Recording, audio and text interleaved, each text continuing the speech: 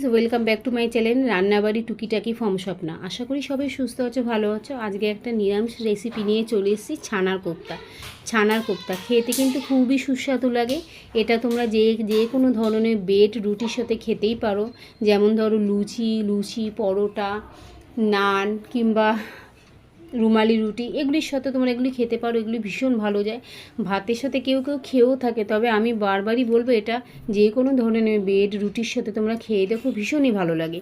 ছানার কোপ্তা এবার বানাবার জন্য কী কী উপকরণ লাগে সেটা একটু শুনে নাও।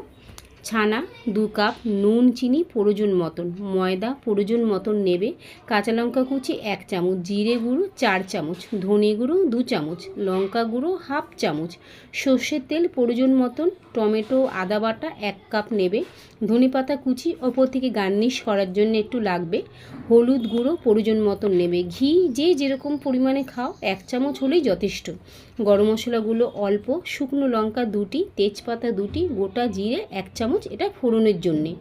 এবার কিভাবে এটা তৈরি করতে হবে সেটা বলতে থাকি, প্রণালীটা শুনে নাও। প্রথমে একটি পাত্রে ছানা, ময়দা, নুন, চিনি আন্দাজ মতো নিয়ে এবার লঙ্কা কুচি দিয়ে ভালো করে ময়দার আকারে, যেরকম আমরা বাড়িতে রুটি করার জন্য ময়দা বা আটা মেখে থাকি সেরকমভাবে মেখে ছোট ছোট বলের আকারে গড়ে নিতে হবে।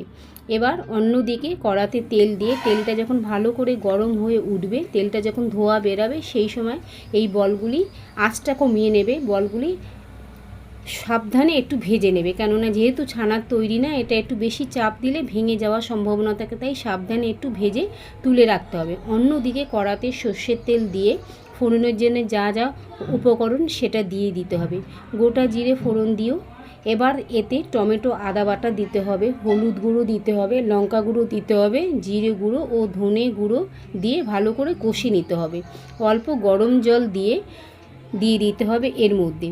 এবার যে যতটা গ্রেভি বা ঝোল খাবে, এটা খুব একটা ঝোল ভালো লাগে না, অল্প অল্প একটু গ্রেভি টাইপের হলেই ভালো লাগে, তাই যে যেরকম গ্রেভি বা ঝোল খেতে চাও সেইভাবেই একটু ফুটন্ত জল দিয়ে দেবে।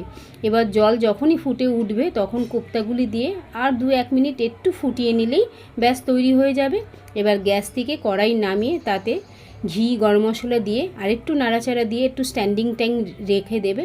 নামাবার সময় একটু ধনেপাতা কুচি ওপর থেকে দিয়ে দেবে, পারলে একটু অনেকে ক্রিম দেয়, দিলেও দিতে পারো, না দিলেও এটা কোনো অংশে স্বাদে কোনো খামতি হবে না। এইভাবে বানিয়ে দেখো, ভীষণ ভীষণ ভালো লাগবে।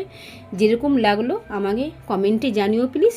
তো আজকের মতন রেসিপিটা এইখানেই রাখলাম, ভালো লাগলে একবার অন্তত বানিয়ে খেও। আর চ্যানেলে নতুন হয়ে থাকলে চ্যানেলটা সাবস্ক্রাইব করে দিও প্লিজ। এরকম নতুন নতুন আরও রান্নাবাড়ি তোমাদের সামনে নিয়ে এসে উপস্থিত হব। আজকের মতন বাই, টাটা, টেক কেয়ার।